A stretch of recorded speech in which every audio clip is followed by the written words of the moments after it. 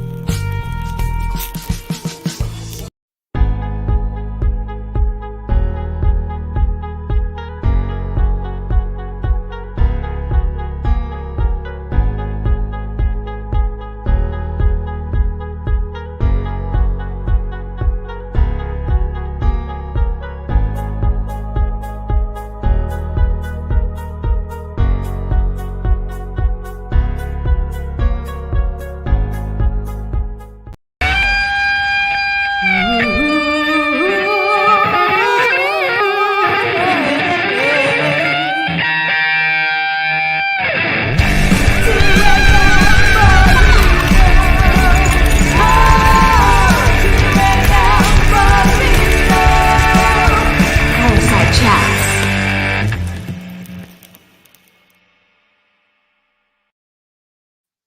What is up, everybody? It is your boy Lou Martinez, aka Big Chief Burrito, live with you on a Thursday. Fireside Chats with Big Chief Burrito, part of the 2 a.m. Burrito podcast, live and direct from San Diego, California, Chula Vista, California, the Burrito Lounge. Hope everybody's having a good and safe weekend. The fall is here. The spooky stores are open. Halloween is in the air. So, looks like we're getting through that. And Christmas decorations are showing up.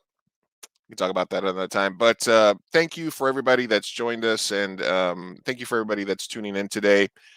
We're going to have a little bit of a Halloween party theme tonight. Our guest tonight, somebody that I worked with several years ago when they were just a wee young lad in the entertainment industry, a production assistant with a ton of hustle.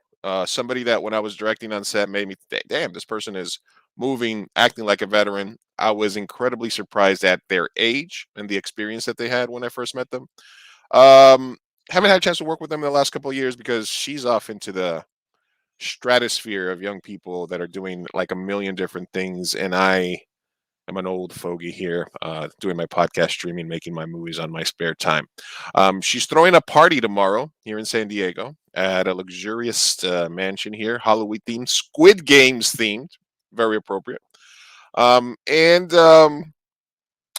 to break it to her that I'm a little too old to go to these types of parties, but I wanted to do it in a safe public space with you guys here, so I wouldn't feel so bad about saying it. But I'm just kidding. But I do want to welcome our guest, Natalya Michelle. And also, not for nothing, another Colombian. So got to represent and promote them as well.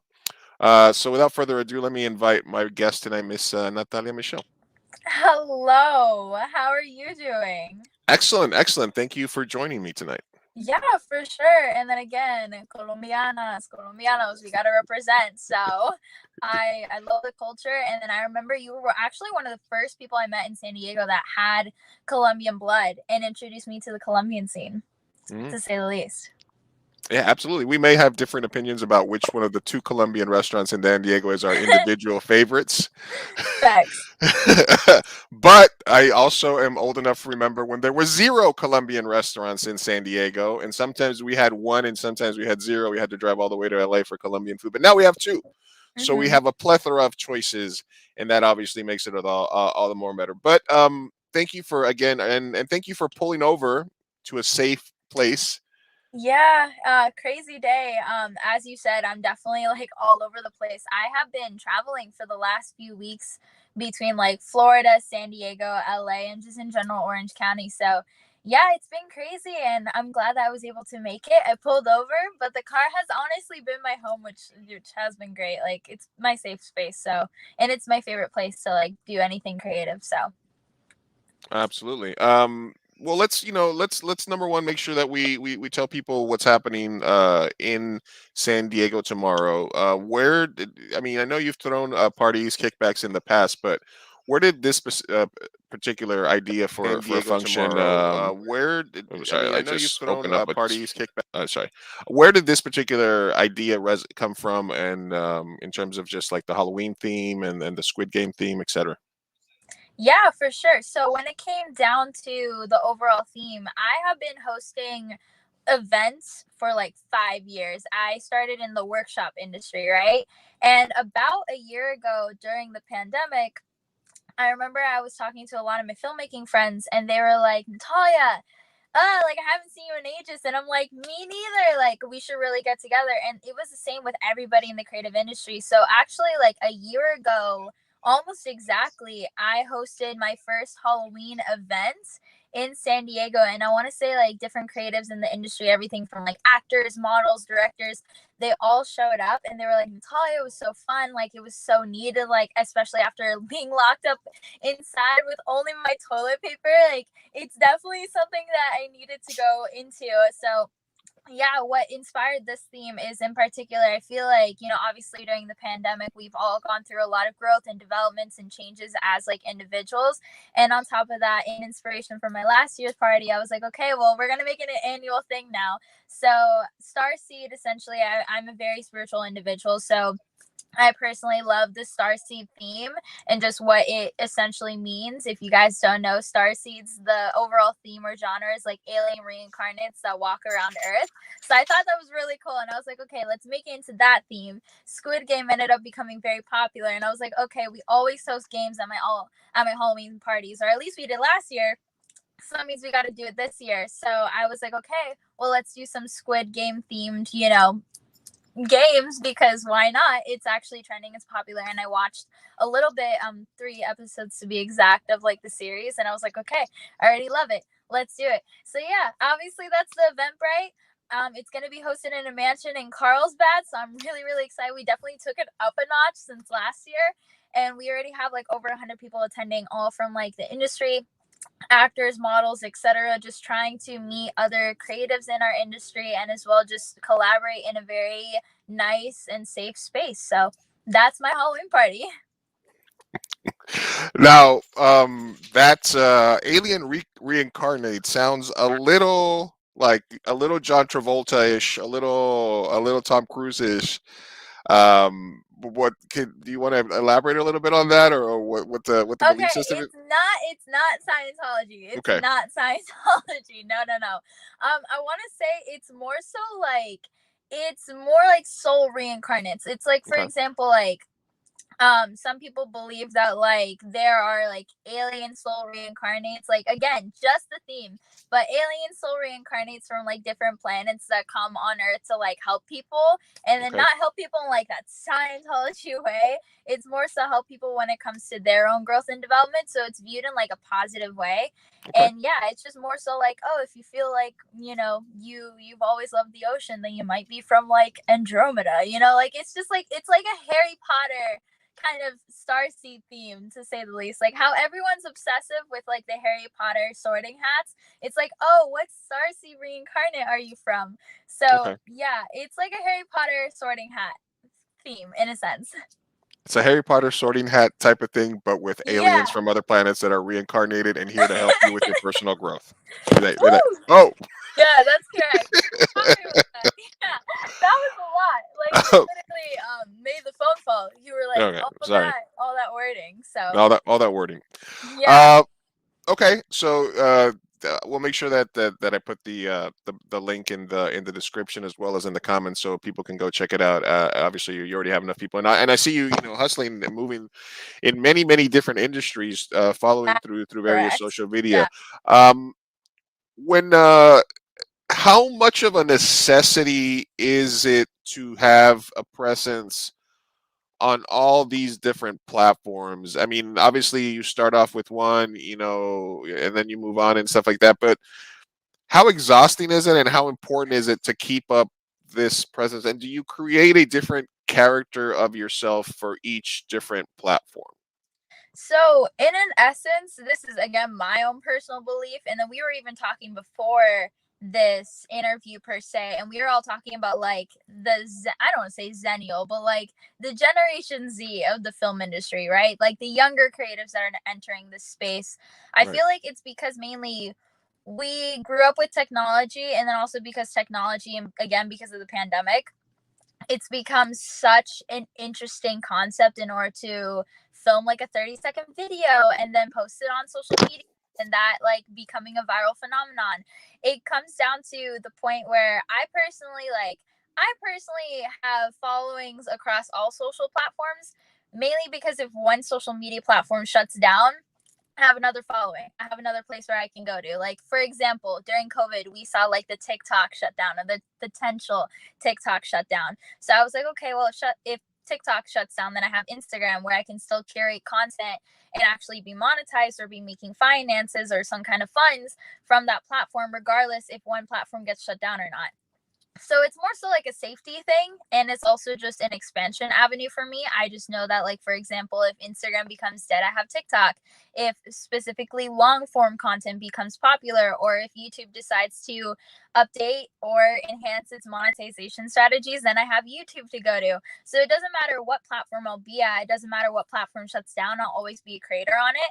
But it's just a different way to keep up with the trends, upcoming times, monetize via the same piece of content across all of the different social media platforms.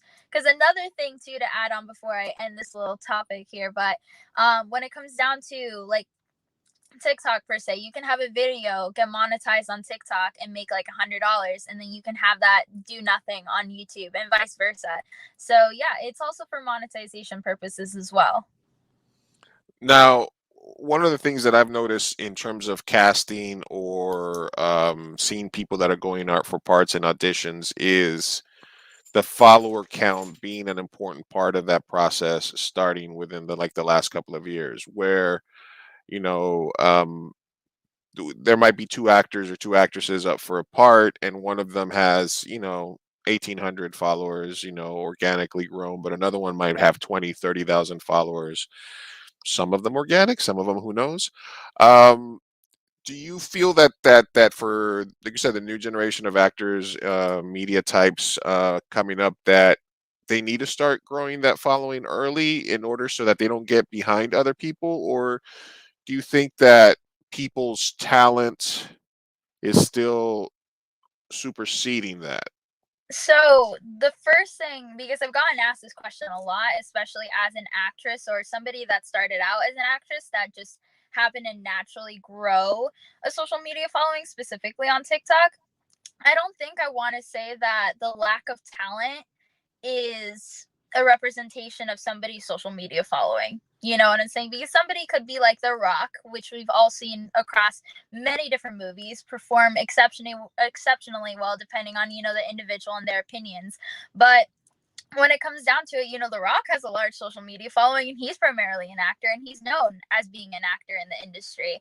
I think there's a very big difference between actor and influencer, or like content creator and influencer, which is why I use the term like content creator just in general. When it comes down to actors having a social media following, I think this is another reason why I have a very strong production background and why I really emphasize on that. I've just seen recently in the production field while working everything from reality all the way down to like feature films with Warner Brothers, TLC, Disney, like I could name it, probably worked with them to some capacity, that I've just met some individuals from those sets, as well as Hollywood workshops, parties, etc. And they've all been saying that in the production field behind the scenes, usually they will cast again a talented individual with a larger social media following, and it comes down to little things like that, just mainly because of financial profits at the end of the day. Like, if you're trying to obviously get your film, a startup company, whatever that may be, a commercial, more views, more social attention, it just comes down to what social currency is worth these days. I see my younger sister, who's like 12 years old, look up at social media influencers more so than actors. When I used to grow up, like, I remember growing up that actors like Angelina Jolie and Victoria's Secret Angels was the thing that everybody wanted to be, and now everybody wants to be influencers or YouTubers. So I think it's a reflection on social currency and how social currency has just evolved and grown and actually kind of torn through and gotten hands into the pots of the film industry. And it's mainly because of what social currency is worth, because, at the end of the day, if you have The Rock, who can pull more people to a movie theater, again, tickets at the door, social currency and actual currency, versus like another talented individual that won't pull as much revenue at the end of the day, more so people are going to look at the revenue as an ideal factor. So if it don't make money, it don't make dollars, it don't make sense. Basically, the if you have two different actors equally talented, equally fit for the role, the production companies these days are going to use that next factor of their following and their social currency as something that they can add value to their production, basically, right? 100%, 100%. And that doesn't mean that the influencer, in this case, putting in air quotes, has to be having like 1,000 followers or 100,000 followers. I've seen, again, like you mentioned, certain influencers buy followers, but to the production world, like, at least for me, as somebody that has a media company and somebody that has like a marketing company as well, it's easy to tell if somebody buys followers or if somebody buys likes or if somebody buys comments, etc. It's very easy to tell. And I think a lot of productions, they will choose somebody that has, again, 1,000 followers, but all those 1,000, or specifically the 1,000 core group, is a core group of hardcore lovers and followers of the artist, of the entertainer, of the actor, versus somebody that might have 150,000 followers, but only two of them will buy tickets at the box office. So it just comes down to, like, it's not necessarily saying like, oh, there's no hope for anybody that's in entertainment or that has 1,000 followers. It just comes down to the quality of the audience as well. So a smaller niche audience that's more engaged and is actually going to support the project is better than a fake or bot or just sort of a passing audience, right? I mean, it depends. Again, it just depends on the project. Like, I've seen some reality shows cast certain influencers that had a fake audience, and maybe that could be because they didn't know better, or maybe because it was a reality show and they wanted that little drama to be added into the segment. Like, who knows? But personally, as somebody that's casted for productions in the past, personally as somebody that's seen the way how the industry is moving in this very, very fast-paced, ever so changing industry, a quality audience, it doesn't matter if it's niche down, but a quality audience that loves the creator itself is what they're looking for. If the creator does like car photography and they have a quality audience of like 1,000 people, then the movie that they could be cast for, or the production or whatever that might be, commercial, would have to pertain around cars versus like a reality show around food. You know what I'm saying? Or if somebody's like an influencer and the core audience loves the person itself, then they can kind of get cast for that car show as well, because they're mainly following the lover or the lover of the entertainer in that avenue. So I mean, it completely depends on the audience, it completely depends on the influencer, it completely depends on the project, but at the end of the day, it all has to be quality people, which is usually what's hard to find, actually. So Excellent, excellent. I like your insight there. Um, do you have to pick a okay? Because I'm a writer, director, editor, producer, podcaster, content creator. Do you? I guess maybe I just answered my own question, but do you have to specifically pick a lane that your expertise is in these days, or do you feel that these multi-channel, diverse sort of like I mean, let me ask it for you directly. You get you get cast in, let's say, a Hulu show next week, and that's going to take you away from your other jobs for the next 2 to 3 months. Would it be easy for you to put those other sort of functions to the side and say, "Hey, you know what? I have a shot to just make it as an actress," or do you really want to kind of hold on to all these different sort of roles that you have? And do you feel that you have to make a choice? Are you better served by trying to focus on one, or is the move right now to be diversified? I feel like the move right now is definitely to be diversified. That's just my own personal opinion. It's definitely around or the way how I actually built a lot of my business structure. So for example, for me, like you, I wear many hats. Some days I'm going to be on the streets promoting my next event, or some days I'll be in a reality show or a YouTube segment for Jubilee. It just really depends, right? But I think what I really like about the environment that I built is that every single day I'm doing something different, and every single day I'm doing something that is effective to what I want to do. And it comes down to like, okay, I could, focus solely on acting, right? And I could do many different community short films every day, many different community, music videos, or even like larger music videos, right? But then it comes down to like the quality of what your time is worth. I think for me, in particular, it just comes down to as well, on top of what your quality of time is worth, but then what do you want to do long term? If you solely want to be acting every single day of your life, and that's what you want to do, you want to walk into a set and you can build yourself a financial structure that allows you to just solely focus on that. Awesome, cool, do that. I can make that switch if I want to. I can just solely focus on acting. Would I get far, in acting in that avenue? It depends because again, quality of time, you can do like community films versus like, a very large, well-renowned Hulu production if you get offered that position. But I honestly think it comes down to like quality of time and diversification. When I think of like an influencer, a celebrity, or an actress, I see a lot of actors right now, I don't know if you've seen this as well, but specifically on social media, becoming more diversified. Like The Rock is making content on TikTok, and then now he's considered an influencer.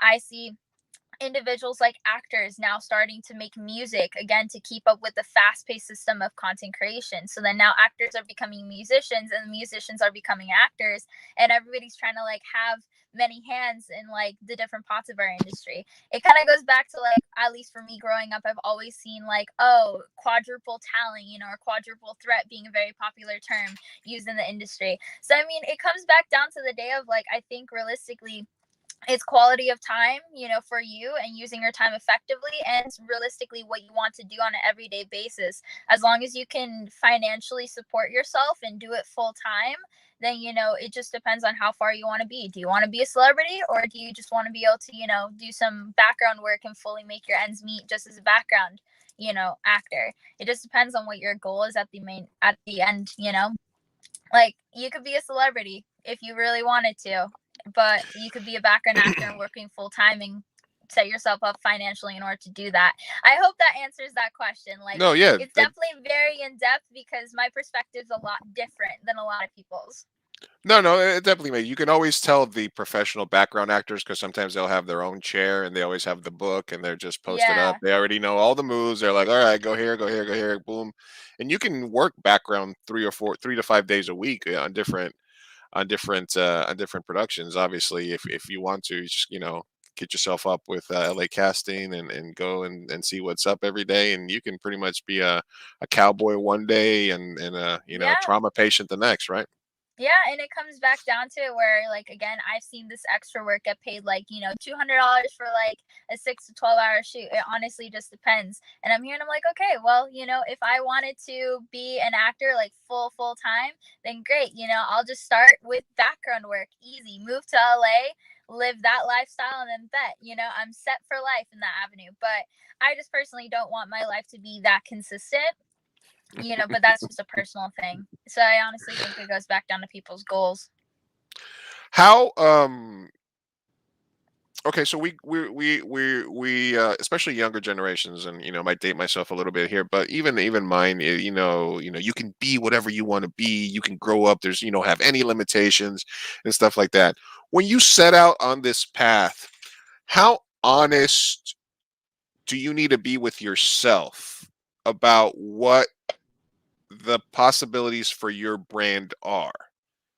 For example, So I can't market myself as I can't just tomorrow market myself as like a gym fanatic and just start giving people like workout tips. I mean, I could do a vlog about my fitness journey, but I got to be honest with myself. So and the reason I'm asking you this is because obviously you have, a lot of experience with these social media platforms, and I was thinking, like, what the fuck would I TikTok if I was TikToking something? mhm.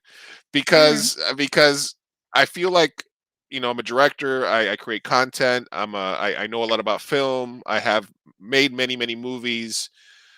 I have a passion for film. I have a passion for pit bulls, that you can see in the back. Stuff like that, dog rescue, stuff like that. But how honest do you have to be for yourself when you're sitting down and trying to figure out what your brand is going to be? Yeah, so when it comes down to it, I think there's like two issues that I feel like we're both going to address. It comes down to the issue of figuring out A, what the hell you're going to create when it comes to creating content. And as you probably noticed, I generate multiple pieces of content every single day, not only for myself, but then for the clients that I manage and for the clients that I coach. So when it comes down to it, there's branding and there's also what you're going to post or what content you're going to curate.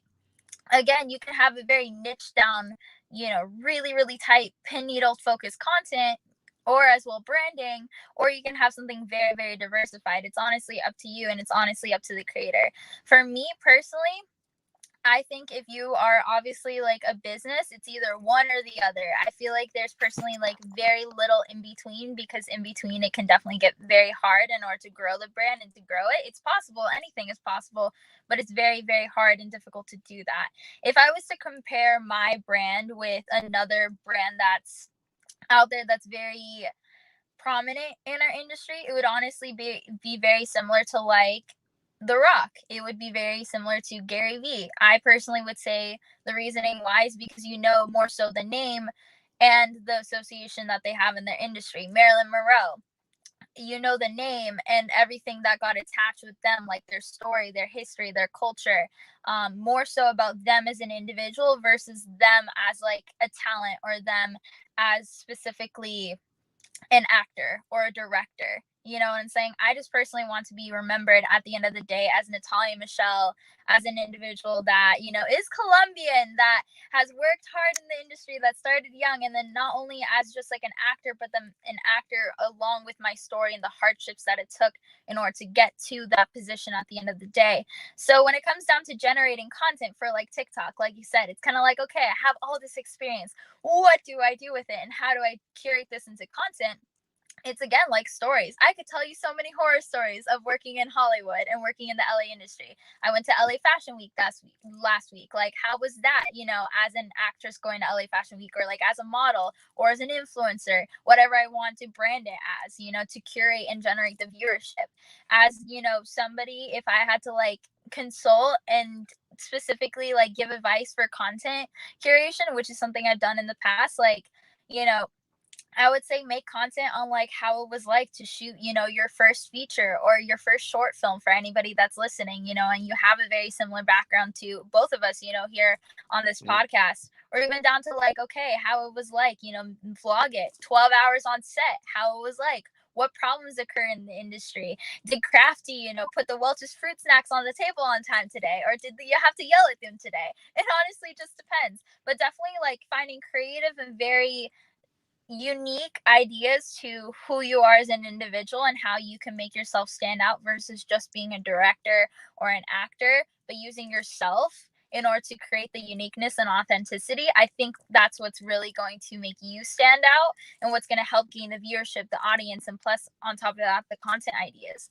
because you're living your own unique story. Okay. You know what I'm getting out of this interview right now, Natalia? Yes, what? Value. That's very true. Value. Yeah, that's very, very true. No, I appreciate that thoughtful answer because, like I said, as somebody who's Generation X, and somebody who we grew up. Myself, I grew up at the cusp of technology. We were still playing outside and stuff like that. But we also got computer lab, and we were one of the few first generations that really like got into the internet and stuff like that. So we're kind of like in between the boomers and we're always thought of as the people in between where like the boomers and the exennials are fighting and we're over here like, yeah, whatever, sure, cool, you guys do your thing. So for me it's a question of recognizing that Twin Burrito should have a presence on TikTok and other things, but my question is always, should you be making the content for TikTok so that it stands out on TikTok, or should you be making content on TikTok that drives people to YouTube to subscribe, to Facebook for more followers, to your podcast for more subscribers? And can you do both of those things at the same time? You definitely can do both of those things at the same time, and I've just seen it through experience. And it comes down to, again, the quality and the value of that piece of content and understanding the platform that you're posting the piece of content and as well, curating the audience to. So for example, if I was to post something on TikTok, I know my audience in particular, not saying it's yours, Right. but my audience in particular happens to be younger. They have an attention span of a goldfish, like it's okay because they're young kids, and that's who I have to curate my fast-paced moving content for, because they've grown up with platforms like TikTok more so than us that grew up with platforms like YouTube, or actually long form based content.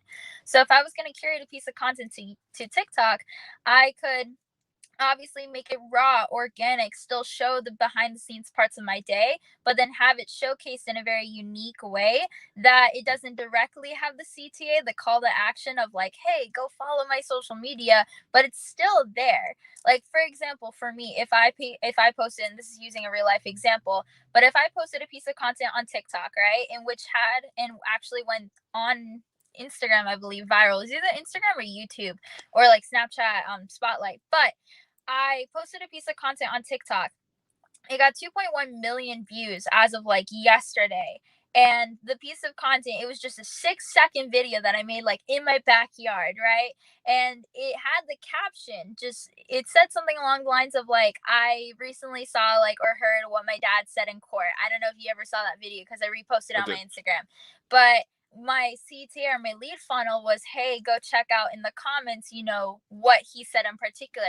And in the comments right there, I had exactly what he said, but then also, hey, if you want to support my career, follow me on the Instagram. Or if you want a behind the scenes or part 2, follow me on Instagram. So there's organic ways to do it. There's organic ways to like lead your CTAs and your funnels to different platforms. If you do it effectively, you can grow like 1,000 people plus every single day if you have one video pop off.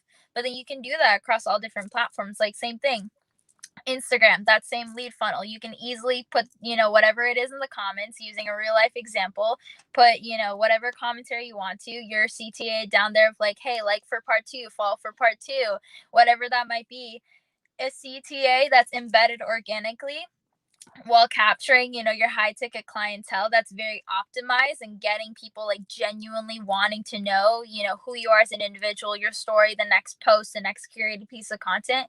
It comes down to value and effectiveness and efficiency. Spoken like a 35-year-old Silicon Valley CTO over here. Oh my god, it's crazy because like I personally, again, like it just comes down to like just I've done this for a minute, dude. Yeah, no. I've gone through so many podcasts and I've done so many consultation calls, and I'm like, okay. And I've heard so many other individuals speak about social media, and they've all been spitting or reverberating the same facts that I've stated, and I'm just like, okay. It's I don't want to say it's a very copy paste formula, but I hope that I can offer my own unique and valuable insight. But yeah, it's interesting, what you can just learn just by viewing and just consuming pieces of content. I hope to say I'm like a sponge in that avenue, but yeah, it's a lot of consuming, dude, and a lot of learning and a lot of time in this industry. No, yeah, I completely understand, and I think like I don't want this to turn into like me getting to ask you a bunch of a bunch of questions. It's not like, hey, ask a young person. Hey, in my day, we watched the TV shows at 8 p.m. and that's how we liked it. I was But gonna say it's not even like that at all because there are some adults that I've met that have been in like their 60s and 80s. Like I am astonished with how much they know about social media and how much they know about TikTok. I've seen communities on TikTok of like, and this is like drastic, obviously, but like what is retirement homes making their own TikTok account and just blowing up with like 2 million followers, and it is the most beautiful thing I've seen. Like older individuals, maybe like 85, 90 on TikTok, just singing and cultivating a large following. Like there's some exceptional individuals out there, but it sucks because again, I just happen to be one of the younger ones that no, grew yeah. up, with a very 90s mentality, in the 2000s, and ironically just went through all of the changes while growing up and while developing as an individual. So I'm like, okay, I can speak from this unique perspective, even though there are many other individuals out there that can probably speak from like a very similar perspective. Well, obviously, yeah. Dizzy says I got to call this section "Ask a Young Person." Okay.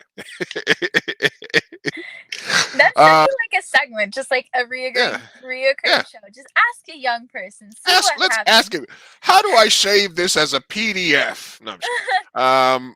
What is I guess what is the biggest misconception that you think that older generations have about like your generation? Um, I feel like the biggest thing is specifically when it comes to quality of work that we can present. I feel like that is the biggest one. And the biggest hurdle that I have personally seen in my own experience as like an actor, an entrepreneur, just automatically because of the age or because of all the stereotypes of like, oh, they're the generation from TikTok. Whoa. Or, oh, they're the generation that's doing this all the time, or Tide Pods, or whatever, the stereotype might be. It comes down to like, it doesn't matter how much I preach about social media, how much I hold myself to this professional level. There are going to be individuals that think that because they're older they naturally have more experience versus seeing the side, or hopefully this point of view of like, hey, I'm a younger individual that has seen actively the current emerging market when it comes down to social media, when it comes down to film and television. And as much as I can preach this in a very like 35-year-old corporate manner, using my words, just still they see the age, and it doesn't matter what, there's nothing I can do about their mentality. And at the end of the day, I'm going to naturally be preaching new and unheard of things that originally a lot of these, not to be stereotypical, but older individuals in our industry, these white classic old Boomers. men. Yeah, yeah, like you older individuals in our industry, and it doesn't matter what I say, they're gonna be so set in their norms, and there is nothing I can do in order to change that, like at all. There's nothing. I've tried it, and it just comes down to the simple fact of time, and that's something that I've had to learn as an individual. Like, it doesn't matter. There's always gonna be people out there, and then as soon as you meet them, don't try and change their mind. Just let time come itself. At that point, just value yourself and move on. That's something that I just recently learned. And again, it just comes to your value of time. But yeah, the stigmas of being a young individual and we don't know anything, or our value of talent or You're too value of knowledge is sensitive. insignificant. Yeah, like too sensitive, or You need your too, safe or too, spaces and your excuse boxes my of French, juice. but like too bitchy. Like some people are like, Natalia, like you're so mean. And I'm like, no, just because I said no to something doesn't mean that I'm like a bitch. Like, stop. So yeah, it comes down to like all these like preconceived stereotypes, and just knowing that unfortunately there's nothing I can do to change that until time time will tell. Time will tell. Yeah, I guess sometimes like with young people, either people don't want to give them enough credit, or they feel like they haven't earned the right to like certain things that are maybe from the past. Like they see somebody with a Nirvana T-shirt, they're like, name 7 songs and 3 places, and what gauge of shotgun shell did Kurt Cobain have in his, so I feel like I understand that there's this sort of, and I think it's hatred. People say, you can't fight against the youth because they're rude people. That's from a Sublime song. I was gonna Uh, say it's like a territory war on steroids, not even just like physical but virtual. It's just people wanting to like have their culture and not move and progress with time, as Gatekeeping, people. is that what it is? Yeah, it's honestly gatekeeping, and it's become like such a big thing, and I've seen that in not only like virtual, currency in that avenue, but also like in person currency as well. Like people will gatekeep information, people will gatekeep videos, people will gatekeep music, like people will just gatekeep like locations even for events, to go on the events industry. But yeah, like people will gatekeep information just because I think it's out of fear in its essence. Cyro stopping by saying I'm 32 and I'm not that smart. Well, Stop. We love you. No, yeah. you're here. You're here. It's all um, learning. it's all learning. No, and like I said, when I first met you, you were, I think, very young, like 16, 17. You're working on set. You're sitting there, and I have a crew of like 6, 7 people, and out of all of them, you're here. We need to do this. All right, and I'm gripping this, and I'm using tape on this, and we're setting up a shot here, and I'm just like, I still have the photos from and I that was just shoot. like, wait a minute, you're how old, and you've been in the industry how long, and you're hustling this hard, and I was like, oh, okay.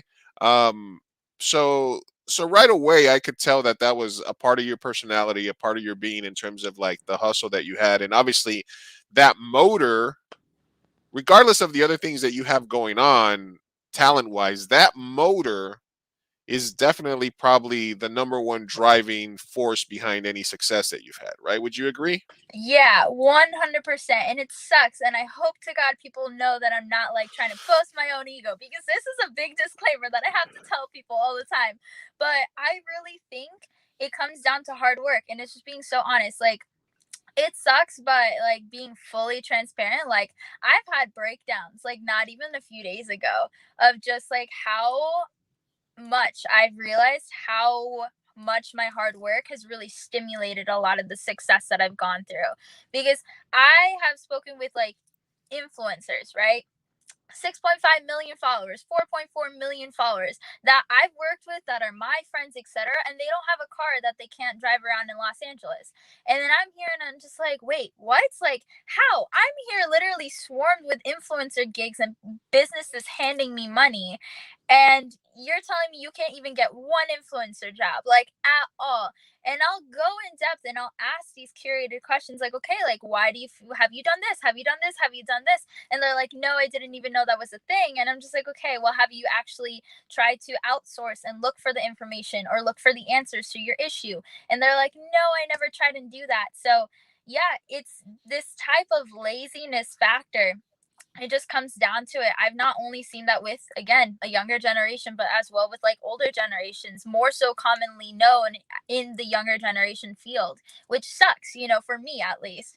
And it just comes down to the fact of, yeah, like for me personally, I've had, and I'm being openly honest, like I've had days, where I've slept in my car because I wanted to use the last $100 for a convention, to buy my ticket in order to go meet certain individuals to hopefully create a relationship with. Like, slept in my car in LA for multiple days as a female, for one, invested $500 extra in security in order to ensure that I was safe versus, paying for things like a nail appointment or a hair appointment or Starbucks or going on a vacation just to ensure that I was safe in the industry. Like ridiculous expenses that you would not have to think individuals would have to put up with, but they do, ridiculously so it comes down to the fact of like, okay, there's a lot of hurdles, known in the industry. There's a lot of prominent hurdles that each an individual has to go through, again depending on their background, again depending on their upbringing.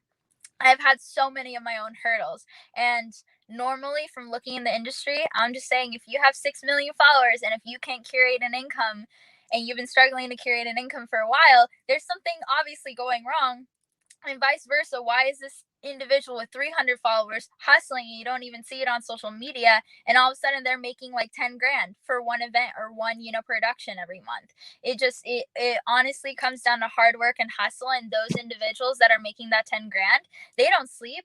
One of those individuals her name is Sire. Like, shout out to her, love her to death. She was in San Diego for like not even a few hours, had to go up to LA for like 2 days, didn't even sleep, and got on a plane to New York. Gonna be in New York for 3 days, then gonna be in Dubai for like a week. Like, this girl is just everywhere, even more than I am. So it comes down to a point where it's like I see individuals like themselves, and if they remind me of myself, then I'm like, okay, they're working hard. These individuals like literally are drinking 3 cups of coffee a day, 2 energy drinks. Not saying that is good. Not saying that is like, I'm saying that is terrible. Yeah, For your yes. mental health. It really Spoiler is alert. terrible. You're Yeah, gonna need like to build in some breaks, right? yeah, like really, really terrible for your mental health. But I'm just saying that there are individuals that I've seen in the very, very successful field, like very, very successful, making a lot of money, having a lot of connections, working on these big, big projects. And I'm looking at them, I'm like, okay, I see them realistically working so hard, even as hard as I am, and taking up all of these like battles and just persevering through them. And I see other individuals with like 6 million followers that look like they're doing great, but then they don't even have a car. Hmm. So it comes down all the way to like hard work. Doesn't mean that you always have to be busy with hard work, but usually what I've seen is just a trending pattern is hard work usually leads to like a very busy schedule all the time. All right.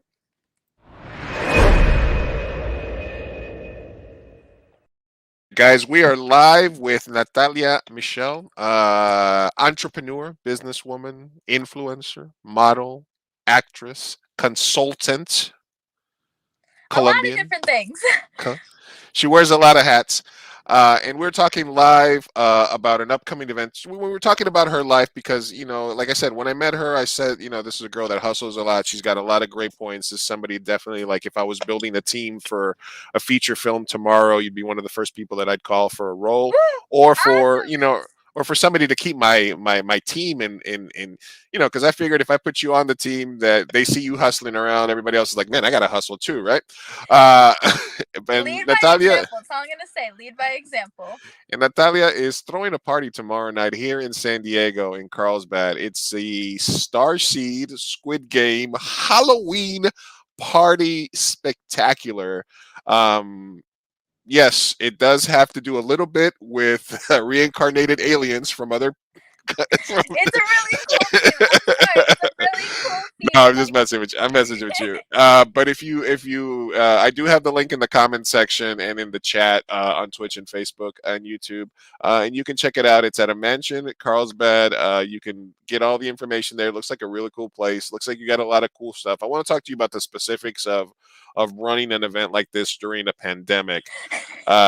But I wanted to jump in a little bit into your background and where the passion and where this energy comes from. That's the question a lot of people ask all the time. Like, I'm but not even kidding. but what is the, well, let me ask you this because I don't want to be what is Ask away. the what came first for you? Was it the energy and the relentlessness of work ethic, or was it the passion for one of these specific arts? Did you say I want to be a model or an actress really bad, and if I want to do that, I'm going to have to hustle my ass off? Or were you a person that naturally had a lot of hustle and work ethic in them, and then you directed it towards these avenues? I honestly want to say it was the hustle and the work ethic first. And the main reason why I say that is because I just know growing up, going through school, I was that girl, and I'm not even lying at this point. Like, Were you I like a had teacher's straight pet? Were you like like a straight A student? okay, What were I you? was the teacher's pet for one. I wore uniforms by choice. Like, just to say, by choice, I wore uniforms to school. Like, even if they didn't have a uniform, like I made my own just to look like I fit in that Did you aspect. show up with like a hey teacher, here's what I would teach today if I were you, like a lesson plan for them basically? Like, So it wasn't that bad. It was worse. It was to the point where I had lunch with my teachers. They didn't even bother like talking to any of the young adolescents my age. Like, it was like that. And I was just talking to them. I was like, okay, what's the next lesson plan? Like, how can I get ahead? What's the homework? I'm gonna start on homework ahead. Like, that was just the energy that I had. And going back, I had straight A pluses at one point. Like, I remember my mom, she was like, Natalia, you need to live a little. And I'm here and I'm just like, no, I have an A minus in this class. I am literally going to flip. And I was just like that always growing up because I thought originally, at least in my original game plan, not saying this is for everybody, but that school was the guaranteed avenue to success. So that's why I worked so hard, because success and, stability for my family was the ultimate motivator and driver as to why, I had all this energy and had all this fire behind what I did. And then naturally, when it came down to really niching and focusing all that energy and drive away from the systematic, school system and going into entertainment, again, a passion of mine, and finding out that I could actually make this into a viable source of income, and even sooner than the entertainment industry, or not in the entertainment industry, sorry, the education system could offer me, I was like, okay, now we're going to focus all my time and attention onto this. It got to a point where as soon as I made that shift, and this is a really big determinator that I'm saying, again, it's the hustle and the drive. I was in high school and I skipped like 6 months. I added all the dates together, 6 months of worth of school. I passed, which was a shocker. I don't even know how I even graduated. And on top of that, I had like maybe 1A, 3 C's, and like maybe a D in one class, and I still graduated. But at that point, all of this drive and attention, it was focused on to like, PAing for TLC, or working on a Disney shoot and working with the celebrity talent. It really depends on where my attention was focused on and what I personally valued. See, I think like that's an interesting take, because I think I come at it from a different place, which is I always relied on the talent so that I could slack off. Basically, like I don't need to do the work because I'm really good at test and I'm smart type of deal. Or I guess that's probably my narcissism that always makes me believe that I have the solution, that I just need to let it marinate. So it's weird that people can have different approaches and different mindsets but get to the same place. But I do appreciate the hustle. And I just found this here. Let me show it to you. This is a picture of us on Yes. set. Party foul. Me doing my little velociraptor for some reason there, and you with a Slade hustling there. I did want to mention this because as much fun as we had on that set, and as much fun as I have on those sets, I think that particularly that project and another one are examples of sort of failures for me. When I say that, I feel like within the last several years, I was at a point where I was making too many movies at the same time.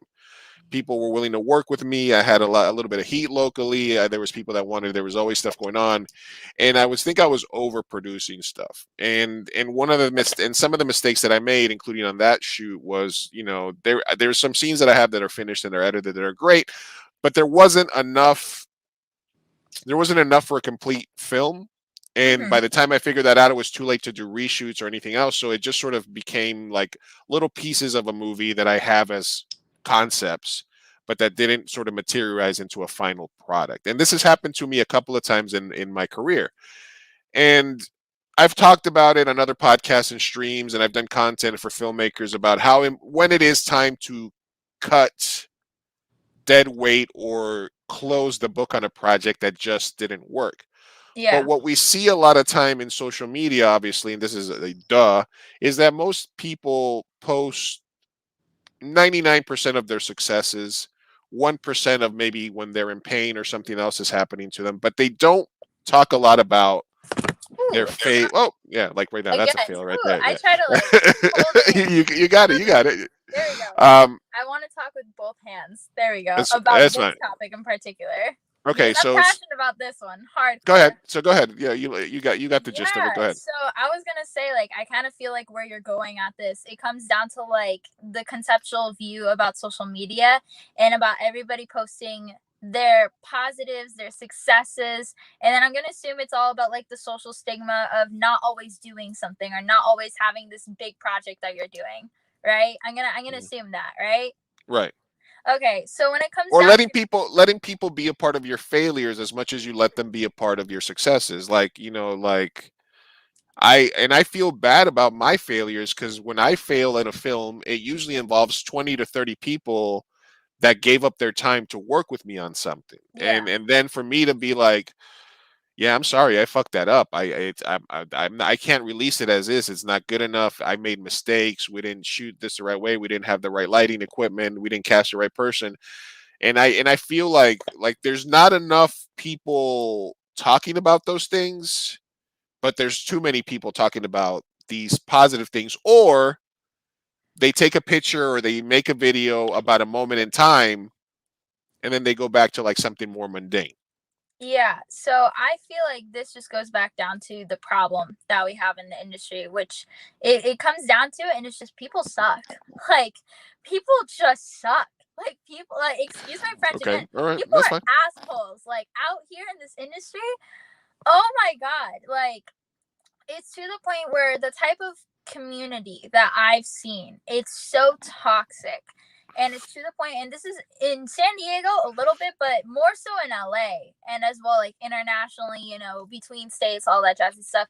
Obviously, it depends on the state, depends on the people, depends on the community, but it's so toxic. It's to the point where, like, let's just say if you have one failure in the industry, right? Everybody just brands you as that specific failure. And then it's so hard to start up the next project because everybody just was like, oh, yeah, did you hear that this person's film did not get to this place? Or did you hear that they like lost $3,000 on their budget? And it just becomes this very toxic culture and community where people are just literally spilling drama as if it was high school. It's absolutely ridiculous. It's another reason why, some people tend to stay quiet on social media. And when, at least for me, because I've had sometimes my quiet moments when I see somebody post something positive or I see somebody post something in specifics when they just screwed over a lot of my business plans or my film or whatever that might be, like they left me dry and hanging. And then that uncultured, unbusiness oriented, whatever you want to call them in that moment, individual posting their successes on social media as if nothing happened pisses me off, really makes me upset. And it just comes down to the toxic culture that we have in the community. One of my biggest passions and biggest problems that I still face to this day. There are, obviously for me, when I post the positives and the negatives. Obviously, not all the negatives, because, as an individual, like I gatekeep certain information for myself because I just prominently like have trust issues and I understand the toxic environment of my industry. But it's something that I adamantly try to change. For example, for me, I'm pretty sure this is more prominent more so on my TikTok rather than my Instagram because my Instagram is like my professional audience to an extent. But I started recently posting videos and pictures about my endometriosis journey. I'm pretty sure that certain individuals, maybe you've seen it or not, but I have a chronic condition, endometriosis, that took a really large portion of my 2020 out in a nutshell of just being straight up in hospitals. And then in my YouTube series, like I do behind the scenes videos of like shooting and directing short films, shooting and directing films, all the way down to planning and hosting events.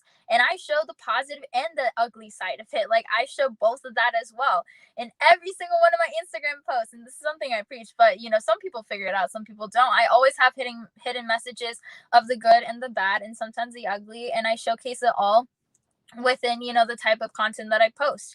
It just comes down to me as an individual. That is the type of content that I post, that I look forward to posting. And it sucks, but one of the hardest things that I've just endured as an individual, and the hardest struggles that even surpasses the age, that I personally think just way surpasses the age, because I know it doesn't matter if I'm 30, I'm still probably going to struggle with this. It's finding good quality people and changing this toxic environment. It just comes down to it. The social stigmas, it follows that toxic environment.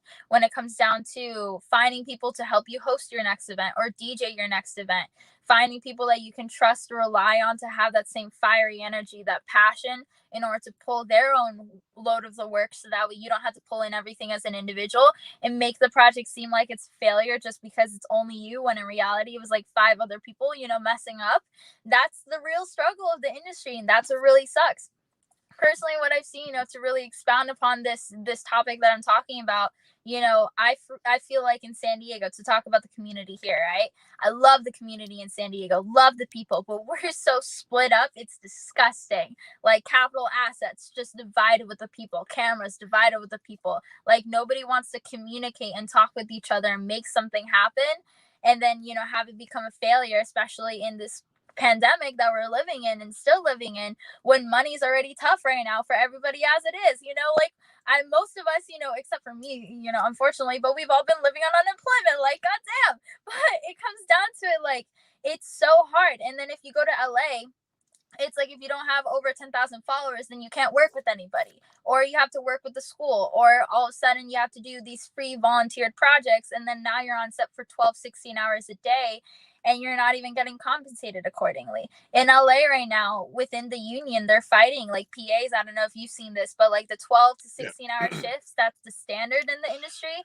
It's that toxic environment on its own of, it being the standard to work 12 hours a day, 16, 24, whatever that might be, and having to work the quick 5 to 7 turnarounds. days. Like literally, it's disgusting how these filmmakers don't even have time to eat or even sleep or even to work on their side passions or take time for their mental health or even to comfortably showcase and have a failure that adds to their growth as an individual in the learning process, because they're scared that they would get catcalled or blacklisted in their industry. And it comes down to like, how badly do you love what you're doing? How badly do you want to keep fighting through all the no's, fighting through all the failures, and still keep pushing forward? Because that in itself, knowing that it doesn't matter, you could be Kim Kardashian and have so much, bad publicity about you, and you still have to push through that. I don't even know how celebrities do it. Like, it is ridiculous. Like, I'm already struggling with that right now as an individual. Like, I cry about that almost every other day, like if I'm going to push on forward, because of how hard it is. And it just only keeps getting harder because there are always going to be more eyes on you. And that's what really sucks. And it just comes down to changing the environment. Okay, so I feel like I'm taking a wind up toy and then letting it go, and then you just explode for like 5.5 minutes and stuff like that. That's fine. So passionate about. No, look, if there's one thing that I recognize is the passion that you have. Like I said, that's the first thing that struck me about you. As I show you another picture that I found here. There you are. What's that face you're making though? That's kind of a weird, kind of like half one eye close. I'm just messing with you. I was in the zone. I didn't care about the pictures. I was like, no, we're working. Right We're making this thing happen. Exactly. No, if there's one thing I recognize is the passion that you have. And here, Mr. Enslaved by Vegetables, I fail a lot, but I still do what I do. Yeah, I think that my overall point on this was that, and this is something that I wanted to work on as well, is that, I'm very honest with the people that are involved in these projects that didn't turn out right. And I tell them, one of the things, I had a project, it was a horror project. It's called the Skinner Project. And I had a day where we shot some scenes with these two kids, 8, 9, 10-year-old kids. And we had a fucking great time on set. They were like so excited about the project, but unfortunately, both of the leads moved to different states. One of them moved to Georgia. One of them moved to Northern California. We ran out of money. We needed to reshoot some scenes. We ended up with only a few scenes that were shot. And I had to have a conversation with these kids' mom later on. And they're like, "When's the movie coming out?" And I was like, "It's not." And this is, and it was because of mistakes that I made, and I can sit here and say, well, I've made 2 features. I've made 22 short films. Out of those, only 2 or 3 projects didn't see the light of day because they just weren't good enough. And that stings me, because not necessarily because I'm ashamed for myself or for not being able to get things done, but I'm ashamed for what it caused the people that took the time to work for me. It comes down to guiltiness. Like, yeah, it's definitely a guilt. It's a guilt that I have, that I wasn't able to come through for you, for the other people on set that day, for the other people on the other project, for those 2 kids. And so I feel like there's got to be a place, because nobody wants to bum everybody else out on social media, but I feel like there should be a balance, and I think you do a good job of it, talking about your personal stories, about your past, about things that about your afflictions, and where there's got to be like a medium of being able to share your successes, being positive, faking it till you make it. Let's get this going, positivity, but also being able to take a time out and saying, it's not always like that. You don't always have to be super happy. You can sit back and reflect on failures, learn from them, and move forward, and you don't have to be ashamed of that, right? Yeah, I definitely think, and again, it goes back down to this toxic environment that we live in the industry where it's, again, like I've always been one that's been very vocal about what I've liked and disliked in the industry, just in hopes to hopefully, have people learn from not only my mistakes, but then as well their mistakes as well, or mistakes that they might commit in the future.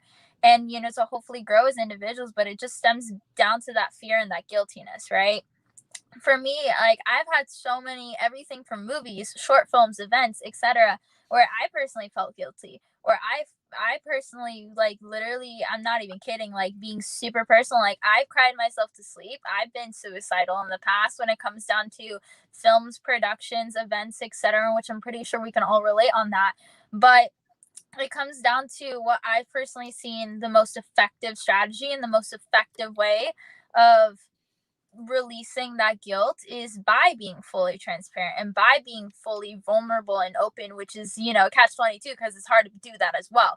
And it comes down to, like, for example, if I, had an event, right? And for example, if the promoter that I had didn't go through and we had like a low turnout than expected to bounce back on events, and the vendors didn't make as much profit as they were seeing, or the DJs didn't have, enough people to perform in front of, then I have to be fully and transparent and say, hey, look, I did my weight. I pulled in my weight. I brought all of us together. I put the show together. I booked the venue. I did all of this. I did all of the work. But this individual didn't pull through. So now we know not to work with this individual anymore, or to express to that individual that we as a collective are not going to work with them. And you should not associate me and my work ethic or my success based on somebody else's actions and somebody else's lack to perform. That's just the way how I have to explain it to people. And it's not like, I think the guiltiness, it comes back down to a side of how personal and how emotional we get in our work environment, because we treat everybody like family. But then the business side in Natalia has to step in and realize, like, hey, as much as I want this event, this film, whatever this might be, this photo shoot, etc., to be a success, if the venue pulls through, like let's just say if I'm hosting a photo shoot in LA and the venue last minute says, oh, we can't do this because of COVID, that's not my fault. It's not my fault we're in a pandemic. It's not my fault, that the venue decided to shut down 2 hours before our shoot. It's not my fault, and I just have to acknowledge that, be fully transparent of the fact that it's not my fault to, whoever the individual, whoever the party suffering is, and continue about how we're going to resolve the issue. I think, again, it's something that I still struggle with. It's something that I, am still working through. And it's something that it sucks. Like, just people suck at the end of the day. And realistically, like, yeah, I personally believe if everybody got together and pulled in little weights, then everybody can come together to produce a beautiful film, to produce a beautiful event without having to split up capital and resources again. But it comes back down to people's mentality, comes back down to people actually doing what they're supposed to do at the end of the day. And it just comes back down to, like, realistically analyzing yourself and, figuring out where that guiltiness stems from. Is it like, okay, is it the self-doubt that's saying, oh, I didn't do this, or I didn't take time in order to, like, take care of myself, or, because I took time to take care of myself, that's why my event didn't succeed.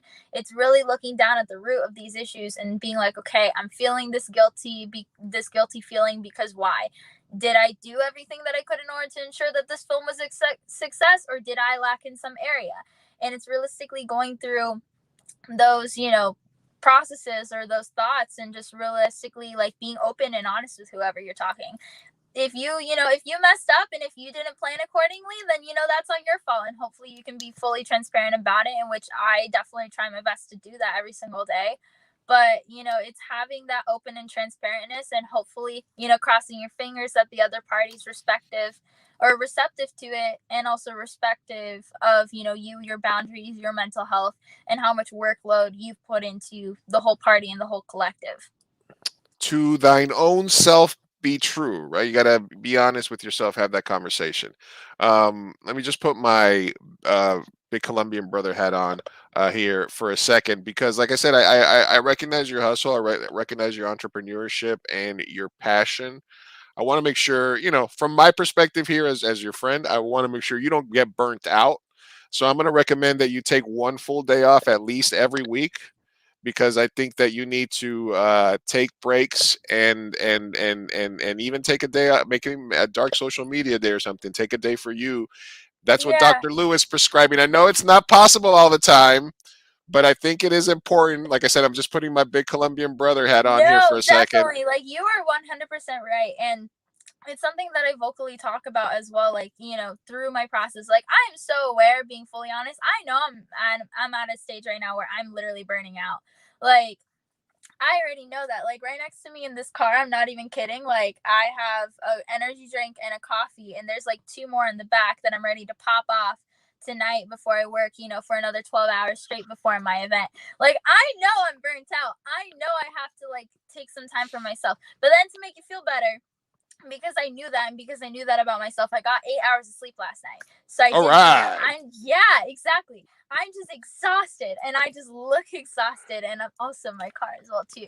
But it comes down to where, like, yeah, I am very aware that I need a day off. It's something that I literally cried to my mom today, my Colombian mother, and I was Okay. like, Mom, like, I literally am so tired. Like, I'm so close, and I'm so tired, and I just want things to happen, and I just want to take a break. And it comes down to knowing that, sometimes in your moments where you are the most tired is where that last final push has to happen, because you see that finish line, and, understanding your limits. Well, I think that's a really big thing. you have youth on your side, so you got That's like very true. you got like extra bonus energy packs that we've long since lost. I was gonna So say that is true. That is very true. However, I do have my own hurdles and battles, which is something that I think not a lot of people realize as well too. So, for example, endometriosis, to touch base on that, and by all means, like working hard does not mean like you have to stay up all night and like chow down an energy drink. Like everybody is different levels is obviously curated to them. But for example, going back on that, like, yes, I'm very aware I have youth on my side. Like, I'm very, very aware of it, which is another reason why I'm trying to capitalize on that now more than ever. Before, the next few years when I'm like, oh God, I don't have this youth on my side anymore. But when it comes down to it, for example, endometriosis and my journey with endometriosis mainly because it is an inflammation issue. Every time, and this is being fully transparent, every time when I eat, if I'm not careful with what I eat, I will literally black out, pass out for 4 or 5 hours at a time. And that's just by eating, something that a regular human being should be able to do without having any concern about their health, right? Because it should be like a necessary part of life. When it comes down to it, endometriosis, a side effect of this condition is extreme fatigue, to the point where I've seen many other women with my same condition sleep for over 16 hours a day. That same shift that I'm supposed to be working with HBO, my condition is literally setting me up to sleep during that time, because I'm so deprived of like energy, and my body's just not like, hormones are just not functioning correctly. okay. Definitely fatigue is actually one of the most common side effects with individuals with endometriosis. And everybody's like, oh my God, Natalya, like, how do you do it? Especially with this added on hurdle. And it just comes down to, it's like, okay, it doesn't matter what hurdles you've gone through, like, regardless if that's your health, or regardless if that is, having the aid of youth or not having the aid of youth, whatever it is, everybody's path is curated to them. Your boundaries more so than anybody else does. And then for me, I know that, like, hey, my time to sleep is always going to be after I eat. That's how I'm going to survive. It's just after I eat, got to take a nap, or I either got to chug an energy drink and just keep moving forward. All right. So, yeah, Let's it's not just, overdo the energy drinks. I mean, a little coffee, un tintito, like let's relax, but let's keep those to like as you can maximum one tell, or I'm very go. All right, we got a question from Claudia here. She says, what do you think about building success around being able to take care of yourself? That is the goal. Honestly, that is the really big goal. And that's at the end of the day, what I'm trying to cultivate in my life. It's understanding that, for me personally, like I mentioned earlier with my endometriosis, back in 2020, almost took the whole entire year off just to focus on my endometriosis and just to Way focus back on in my health. 2020. Yeah, I'm sorry. I'm here like, to me, it seems like an invisible year. Like it has It did. totally never It's been collected in my it's head. it's been a very weird last couple of years, but I haven't seen you. I mean, I understand, and you're very public about your personal battles and those issues that you had, and so you know, part of me is maybe following you and seeing that from far away from the perspective, but you talk about it, but then in the next post you're like, but hey, I'm throwing a party and 8,000 people are coming and I got a show tomorrow and then I'm casting for a music video and then you can also get stock tips from me and I'm also in a recording studio. So I don't know if you're dropping an album or what else you're adding Yes, to your list. actually. Yes. Yeah. Yeah. So I think that kind of goes back to what I was saying too. Like, for example, I took 2020, as a whole to really understand, and I'm so grateful, for the time that I took to understand me as a whole, my personal boundaries, what I need to do in order to cultivate the most optimization out of my time. That was 2020 for me, right? When it comes down to building an environment where you can operate safely for your own physical and mental health, again, that is the goal.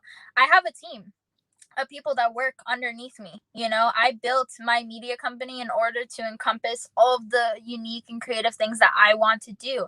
I have a team, of 50 individuals that are working underneath me, remote and unremote positions that help me with my day-to-day activities. Like, I have somebody else post for me as well too. It just comes down to that time where I understand that, effectiveness of time, like, as much as I love to do all these different things, I have to offset, the fact that I need to sleep, I need to eat, and I need to make enough money in order to hire somebody else in order to, sign me up for auditions, cast me for roles, or in order to act as that talent manager and talent agent perspective or individual in my career. I also need to hire somebody in order to mix the music for my upcoming album. And as much as I love mixing, as an individual, and I want to like wear that hat as well, I can't do that. I understand that. I can't. It's gotten to a point where, personally for me, like, I have just had to sit myself down, and I'm being fully transparent, to the point where I was like, God, I have to hire a driver in order for me to like get some sleep, like in the car, with how much I travel, just naturally due to the environment that I'm working. But then again, it just comes down to like, okay, I love doing all these different things, Do and you yes, I ever can do all these do different you things, ever but I have say to hire no to people. something? Do you ever say no to projects? Yes, 100%. I do. And that's another big thing too. Like, as unfortunate as it is, I can't say yes to everything. And it Okay. mainly comes down to like a monetization avenue. Like, I love community projects. I love individuals hitting me up and being like, "Yeah, let's do this, collaborative project that's going to make money in 3 years." But then I just understand that, due to the nature of my work environment and how I have to think about outsourcing the tasks that I'm already doing right now, like, I have to pay somebody. If it's not the pay that's going directly to me, who is it going to? So it comes down to saying no to projects, and realistically saying that, or understanding that, if you have to say no to projects, or even if you can't, outsource a lot of the time and materials that it would take in order to do something else in order for you to perform that task. So, yeah, like, as you stated, I'm doing all these different things, but then I think what people don't really see out publicly is that, like, yeah, I do have a team that works with me. I do have people that keep me safe. I do have people that respond to my DMs, that make my social media posts. And that takes a lot of time in order to do, which I don't think a lot of people understand or see. So, Yeah, you have like 70 years of Hollywood experience and like a 20-year-old body here is what I feel like with you. it's honestly, like, it's gotten to a point where I just feel like I'm a very visual and kinesthetic learner, and I've just took the time to understand that and just immerse myself in these environments to the point where I can optimize how much learning I have, Mhm. or how much learning I took from the experience. So it just comes down to like analyzing patterns, analyzing trends, and I think that's also helped as well too. Don't get me wrong, but yeah, it feels like that sometimes too, dude. It feels like that sometimes, but it's whatever. I'm not Angelina Jolie yet. I'm not that famous yet. Not You yet, not know, yet, not yet. Well, not yet. not yet. Well, as like I said, somebody that met you a while ago when you were starting off, and you already then seemed like you had a lot of hustle and experience, to somebody who's followed you, and to somebody who who's familiar with you, and I hope to work with you again. I want to tell you that I'm proud of what you've accomplished so far. Thank you so much. And I want to tell you that, if I'm nitpicking here, it's just because like I said, my protective, like, big brother hat is getting put on, and I'm just like, I want to. We're both Colombian. Yeah, We're in exactly. agreement That's with you. that's the same. Well, I It's mean, cool. somehow I feel like a little protective of you and your time, because I want to make sure that you achieve these goals that you have while not hurting yourself in the process. That's my only thing. So, but you seem to be keenly aware of what your limits are, and you seem to be very, very in tune with current um, social currency, and the amount of effort that it needs to put in here. There's people, like you said, Gary Vee, people that are saying, yeah, you need to do an 80-hour work week. You need to do this. You need to do that. So I understand that you have that drive and that passion. I just hope that you take some time for yourself during this time, because I want to make sure that I see you achieve all these different goals. So that Definitely. when you do become the influencer that you are in your mind already, and they say we need somebody for this $50 million budget, you can say, I know the director. I know just the guy to direct this movie. And then you can hit me up, and then Yeah, we I can mean, work together. definitely, it comes down to it, and I love how you're pressing on like knowing your limits and all of that. It's to the point where, again, like, the goal is I want to be able to take my family to Colombia, for a week, hopefully by the end of this year, and have Yes, my team be able to just fully take on everything for a week. And unless if I have to be there in person for like calls, just know that I'm MIA for a week. The that's the productions goal. jobs are still going, the postings are still happening, but Right. I have that full flexibility to take that week off to spend some time for my family. But That's the attainable goal for you. it is very attainable, as long as people do what they're supposed to do. But yeah, like, it just comes down to, the fact that, like, I really love that you're pressing on, like, really knowing an individual's boundaries and really taking that time to take a break, because burnout, it's very, very real. And it's something that, again, like, I'm fully transparent. I've struggled with it so, so much. Yeah. And the only reason why I know my limits to a T is because I've tested them. I've tested those limits, and that's the only reason why I know about them. You're still young enough to test yourself. That's good. That's incredible. It's like, it's to the point where this is how bad it's gotten, to the point where I tested my limits. And it was scary because I didn't even realize that I was testing it in the first place. It Mhm. was to a point where, just naturally for me, and this is something that I just learned over time, is that when I work long work weeks, I forget how long I've worked for. So it can come to a point where, like, I've been up for like over 24 hours. And then when somebody physically has to stop me and be like, Natalia, when was the last time you slept? And I really have to sit down and think about it. And that's when I realized I have a problem. I'm not even kidding. This is a true story that happened. So, like, please understand your limits and don't be Natalia. This was actually not too long ago either. So I drove from LA. I like got back from Florida, Mhm. and I was already like sleeping in the airport, waking up, all that jazzy stuff. So I thought it was good, right? Flew that 6 hour direct flight to LA, had an event in LA, drove from LA to San Diego, had three events, had like two bookings on that same day. And then my friend invited me to his pop-up booking the next day. Or like an event that went on to the next day, right? So it's Right. gotten to a point where I was already up for over 24 hours, but I felt fine. That was the weird Mhm. part. Well, because you're in your 20s. Yeah, yeah, true, true. It got to a point where I specifically remember I was maybe at like the 26-hour mark, and I thought like I was fine, I was doing good, because I've obviously like Mhm. done longer hours before. I felt fine, all that jazzy stuff. There's an after party he wants me to go say hi to him at, and I'm like, okay, cool, bet I'll go to the after party. Says GPS 10 minutes away. I just blink. I'm not even kidding. I blink. GPS went from 10 minutes away to 30 minutes away. My car was on autopilot for I don't even know how long. And then I was supposed to go to downtown San Diego. Oh, and I ended up like in Hamul. I don't even remember how. I don't remember when. I literally just blinked and I was in Hamul. Hamul. And You're on I'm there and I'm autopilot. like, oh my God. Like I have a Tesla if anybody couldn't tell. But like, I undid the autopilot and I was like, what the hell just happened?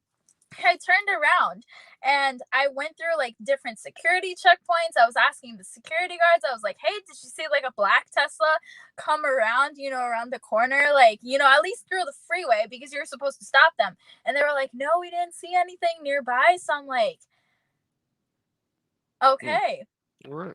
I don't know if I disappeared that night or Well, if I just was heavily enjoy sleep it. deprived. And I mean, yeah, we all, I mean, I've gone, I think 48, 72 hours when I was a lot younger. So I know that, that's fun sometimes. But like I said, my main point is not to be a boomer and telling you to slow down. My main point is just to say, show you Be that, careful. be careful, that the people that care about you obviously want you to do good, and we want you to succeed. I want to see all my sisters, all my brothers make it, and especially when I make sure that I'm uplifting, any Latinx creatives, Colombians specifically, obviously, since that's La Madre Patria and whatnot. Yeah. That brings us to a segment I like to call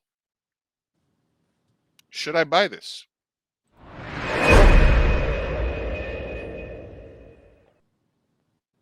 Should I buy this?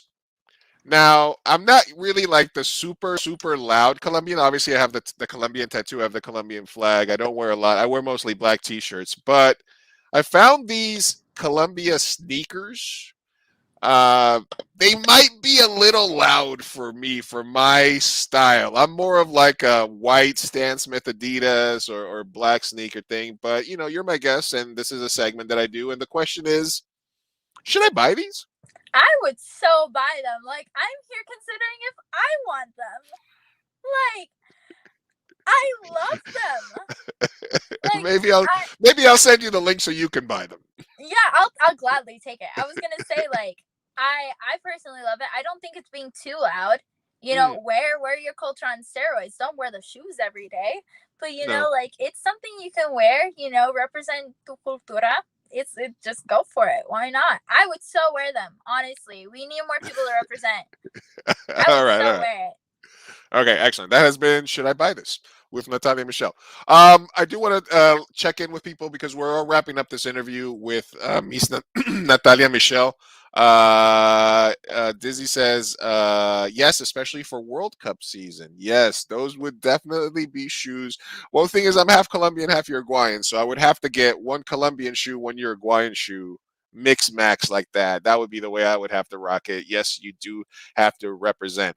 We're talking live with Miss Natalya Michelle. She is hosting an event tomorrow in San Diego. You can buy tickets now. It is the Starseed Squid Game Halloween party. There's going to be vendors there. There's going to be DJs. There's going to be at least 100 people there. There's going to be a lot of, at a mansion. There's going to be costumes. There's going to be a lot of cool stuff. So, and then she's planning it, and if it's an event that she's doing, then it's gonna be a hot ticket. So if you are in San Diego and you are feeling comfortable about the party Halloween season, definitely recommend. I also wanted to let people know that and this is an announcement for you as well, Natalya. I have been asked to be a guest programmer and curator for next year's San Diego Latino Film Festival. That's going to be next March. So I will be helping select the films that are going to be part of the festival next year. I wouldn't want to let anybody know, if you know any artists as well, Natasha, there is still a poster design contest. That deadline is November 1st.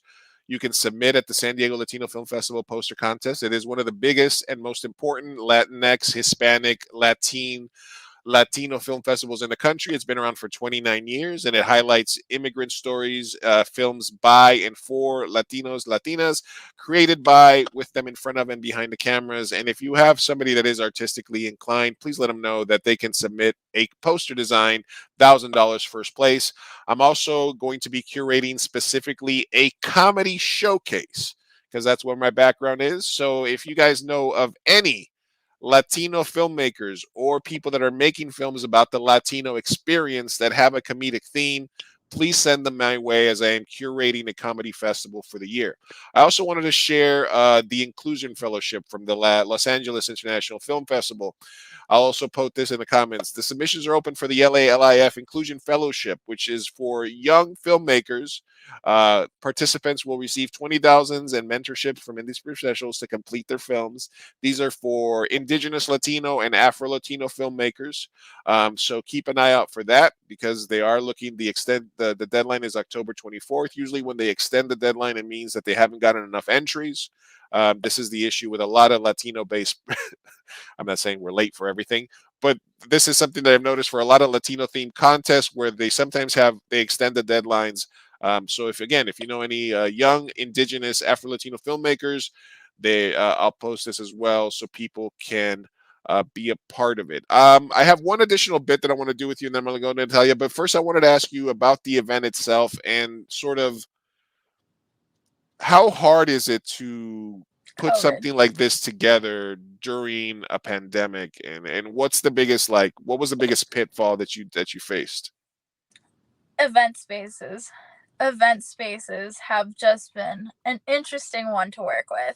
So my experience in the events industry, it's actually very small. Like the collective of individuals that post events, it's to the point where I could easily go on Eventbrite and be like, yes, I've worked with every single individual that's on San Diego events. Like if you search up San Diego events, worked with every single collective in the first, second, and third pages alone. Like it is ridiculous. And that's even if it fills up to the third pages. And that kind of expresses down to the issue that we've been having during the pandemic.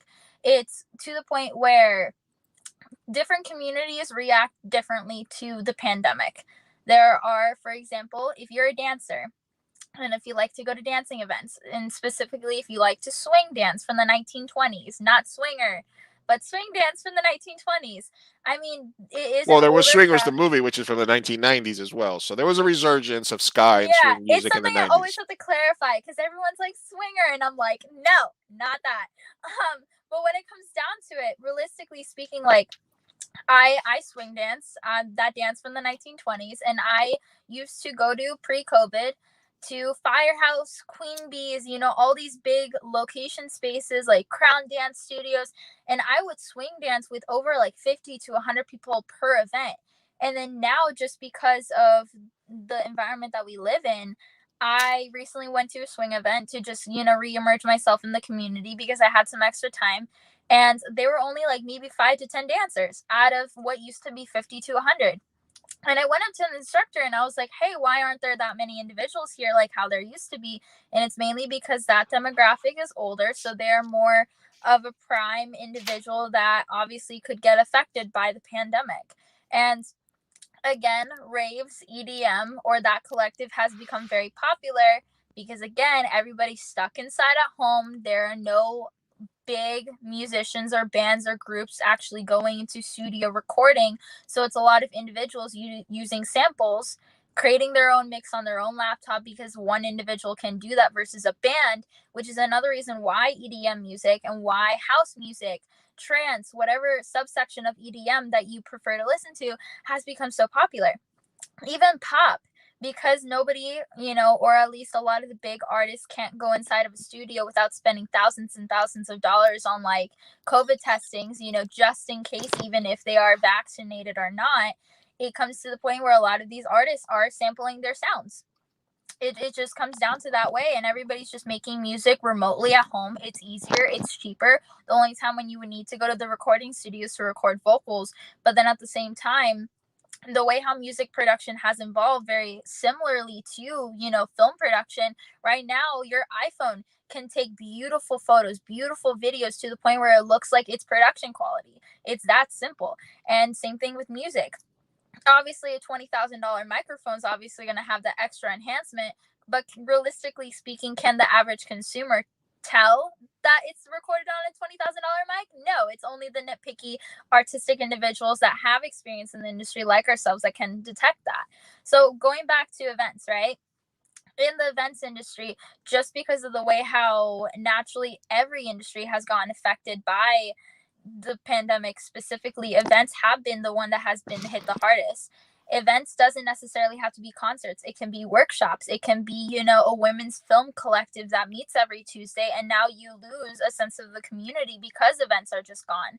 Events are a way that people can share unique experiences together as a collective and actually reestablish that memory versus scrolling through something on social media, laughing, at that film that you made because it was so funny, but then forget about it because they didn't go to the movie premiere and they didn't get to meet the artist, they didn't get to meet the director, the actors, and have that unique connection or experience.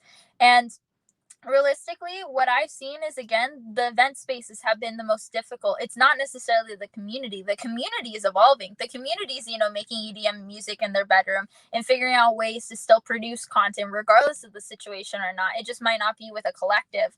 But spaces and in-person locations is how people gather. It's how people meet each other. It's a physical space. It's a physical property. The biggest issue that I have seen is, again, the overhead cost for a property in order to run and manage has become increasingly so high with the scarcity of events. And on top of that, because they have to make sure that people are COVID tested, they have to make sure that everything is now extensively less underground in that scene, but more so following the rules and regulations. Because if they get busted, that's a big ass fine. That's a really big fine that they have to pay. So it comes down to where it's like, okay, event spaces, they can only hold 25% capacity, or they maybe have to have everybody get COVID tested 72 hours before the event, or have everybody vaccinated. We had a very, very, very limited time frame that's pretty much already gone at this point, where people could enter event spaces and actually party without having a vaccination card, or without having to get COVID tested, or without having to have it at 25% capacity, or even having a mask. And then now you have all these extra additional limitations regardless of the, of the situation itself, and now you're deterring people away from taking those additional steps in order to attend the venue. And that's even if they can attend it, because COVID rules and regulations are changing all the time. So it comes down to the point where, the consumer will evolve. The consumer will, host virtual events like what we did with Clubhouse. I'm pretty sure you're familiar with Clubhouse. So the consumer will find ways to evolve. But then realistically, the biggest issue has been event spaces, which is why we've seen, Clubhouse emerge into the beautiful platform that it is and still is growing. But then event spaces, even from my personal opinion, I have gone through so many event spaces where I've sent out so many contracts and really established event spaces, not only in San Diego, but then as well LA too, where I sent out contracts out as well. And just because not only of the ever so changing rules and regulations with the pandemic, on top of that, with the way how the consumer is and with the way how the consumer reacts because of this environment, like everybody has to make money. But on top of that, with the way how our market is fluctuating, realistically, it's almost impossible to host an event right now, which is why there's so little going on.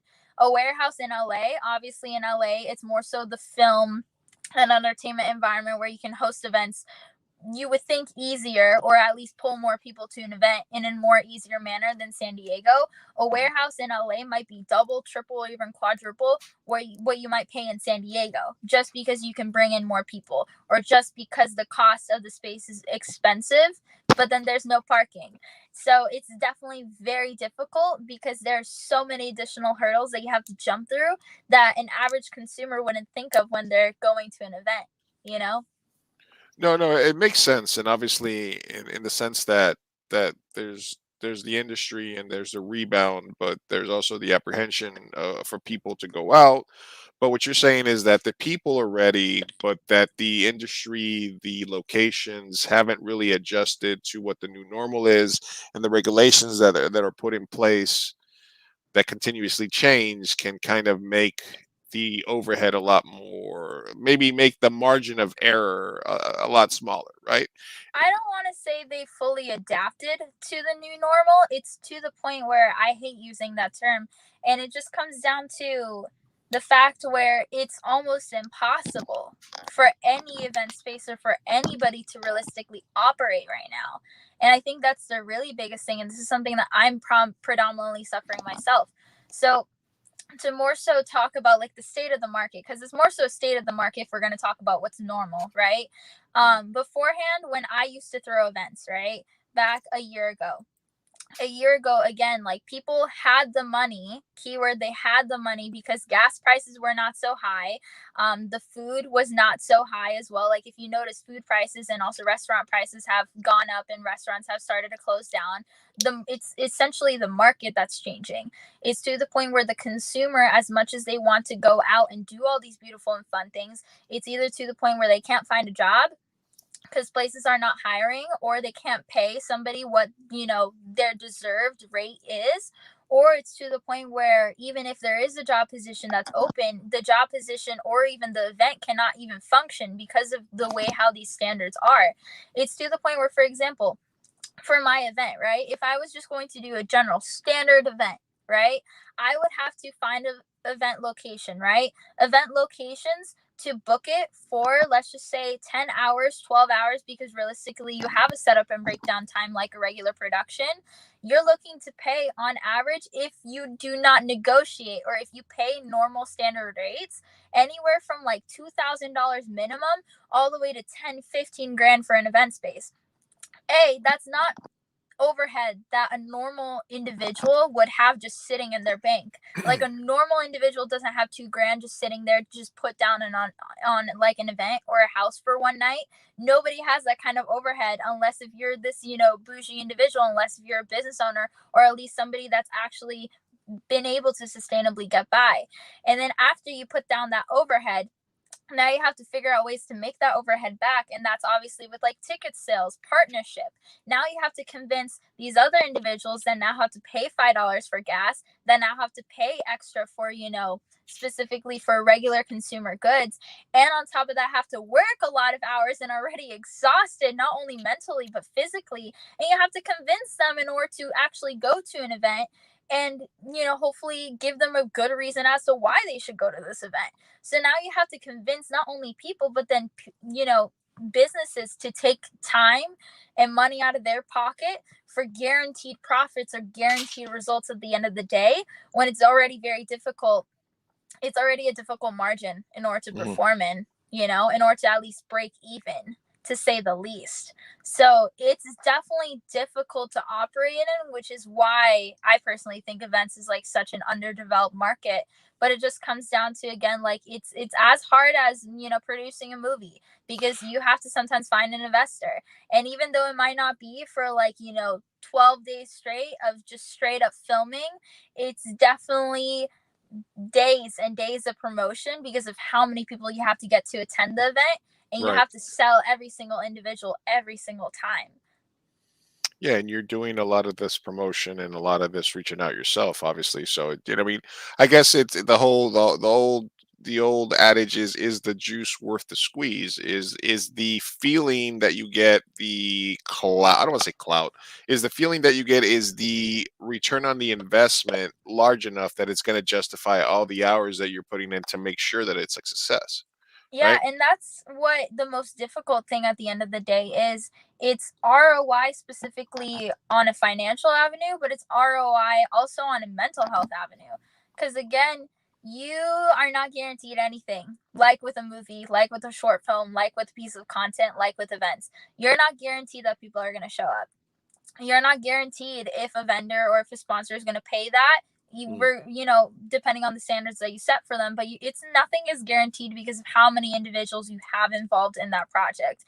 It's not to the point where it's just you, yourself, and your car to make it at 9 a.m. to Taco Bell. It's nothing like that. It's to the point where you have to count on not only your schedule, but everybody else's schedule to make it there on time, to remember what they're supposed to bring the equipment, to bring the setup, to bring the food, and not forget anything. You have to count and rely on multiple different people. And I mean, for example, talking about this event in particular, yeah, like I personally set myself up to the point where I make sure that I don't have to rely on anybody else. There is multiple individuals, amazing individuals that are collaborating with me on this event, as you can tell from the flyer. Like I personally took it upon myself to book every single one of the artists, to book every single one of the performers, the promoters, the DJs, the sponsors, like everything, and also to secure the location. But then it comes back down to kind of like what we were talking about earlier in this call. It's just, can people pull what they said that they were going to? Can people pull their own workload? I've set it up to a point where it doesn't matter what, my event will get by because of the workload that I've implemented. Realistically, should it be like that? Should I have to pull in all my weight? No, it shouldn't be like that. But just for my own stability and comfort, I know that I am guaranteed a successful event just off of my workload alone, and hopefully an amazing event with everybody else collaborating and also promoting as heavily or even more heavily than I am through whatever marketing platform they want to take that on. All right, guys, we have been speaking live. We were supposed to do an hour. We're at 1:43 right now. But this is just speaks again on Natalia's energy and on her spirit and on her hustle. So, one last time, if you are in San Diego, or if you're watching this tonight, if you're listening to this tomorrow during the day on one of the pods, check it out. Look for the Starseed Squid Game Halloween party tomorrow, Carlsbad. You can find it on Eventbrite. You can follow the links that I'll put in the descriptions and then that are in the chat. And you'll be able to party with Natalya tomorrow. Are you going to be able to take a nap before the party? I honestly don't think so. That's the sad thing. Like, I honestly don't think so. I think I might be able to get in You gotta make time for the pregame nap. Come on. I know. But that's another reason why I got a nap before this call. All right. So okay. literally this call is the All right. commence as to like everything Okay. that I have All right. to endure for the next 24 hours. I'll be fine. I'll get a nap tomorrow. But honestly, it's natural adrenaline. It's fine. It's okay, guys. We'll make it through. Just don't look at how tired my eyes are right now. It's the lighting. I swear to God, it's the lighting. Alex stopping by saying she's a true leader. You're only as strong as your weakest link. I guess, yeah. I mean, if you're gonna build a team and they're gonna help you out and you're gonna put it together, obviously it's gonna be a worthwhile event. So I want to thank you again for coming on, Natalya. I wish you nothing but success at the event tomorrow. We do have one last thing that I like to do with my guests, something a little fun, something that I like to call the bracket bit. All right, boys and girls, you know what that sound means. It's time for bracket bit. Bracket bit. Bracket bit. Woo, woo, woo, woo. Bracket bit. Bracket bit. Woo, woo, woo, woo, woo. Fireside Chats. All right, Natalya, we talked about your history. We've talked about your hustle. We've talked about how we work together. We talked about the event and about the things that you're going to be doing in the future that we'll be watching. But there is just one last thing. We are going to do a bracket bit since it is the Halloween horror season. And since you are throwing a party that deals with Halloween spookiness, I'm going to give you multiple answers. You tell me which one moves on. And today's bracket bit, we're going to be going with horror film franchises. Okay. If you've been in the industry for a while, you should be familiar with most of this, but I'm going to give you two different horror film franchises or films, and you tell me for whatever reason which one moves on. Are you ready? Yes, I am. All right, here we go. And the first one is the Halloween franchise versus The Ring. Halloween. The Blair Witch Project, which was one of the first found footage films, versus The Invisible Man. The Invisible Man. Let the Right One In, one of the most unique vampire films of the last 10, 15 years, versus, and there's a new sequel coming out, the Scream franchise. Right one in. Right One In. Don't Breathe or Snakes on a Plane. Don't breathe. Don't breathe. Get Out or Sharknado. Get Out. Us or Nightmare on Elm Street. Nightmare on Elm Street. It Follows or The Happening. The Happening. Really? Yeah, okay. I'm not gonna say that. Texas Chainsaw Massacre or Candyman. Candyman. Saw or Jennifer's Body. Saw. Escape Room or Friday the Ooh. 13th. No. Escape Room. Escape Room. Was this a tough one for you, or? Yes, I love escape room to death. Like, I love escape room so much. Did Why? you see the last one, the Tournament of Champions? No. I didn't know that they had a second one out. Oh See, no. see, this is Okay. what happens when you don't take a day off. I'm gonna Yeah, prescribe. that's very true. I'm gonna prescribe to you some strong edibles and going to watch this escape I will room gladly take that. on an upcoming Sunday or something. All right, I'll provide the edibles if you need them. The Devil's Rejects or A Quiet Place, A Quiet Place. Cabin in the Woods or Dawn of the Dead, Cabin in the Woods. Hereditary or Deep Blue Sea. Deep Blue Sea. A fucking shark ate me in that one. It's or Evil Dead. Evil Dead. Child's Play, getting a new series soon here, or The Human Centipede. The Human Centipede. Human Centipede. The Exorcist or The Conjuring. Ha! Ha! The Conjuring. The Conjuring, going new school with this one. All right, we're moving on to the second round. We have Halloween or The Invisible Man. Halloween. Let the Right One In, representing for the vampires, or Don't Breathe. Don't Breathe. Get Out or The Nightmare on Elm Street. Get Out. The Happening or Candyman. The Happening. The Happening. Going with The Murderous Trees. Saw or Escape Room.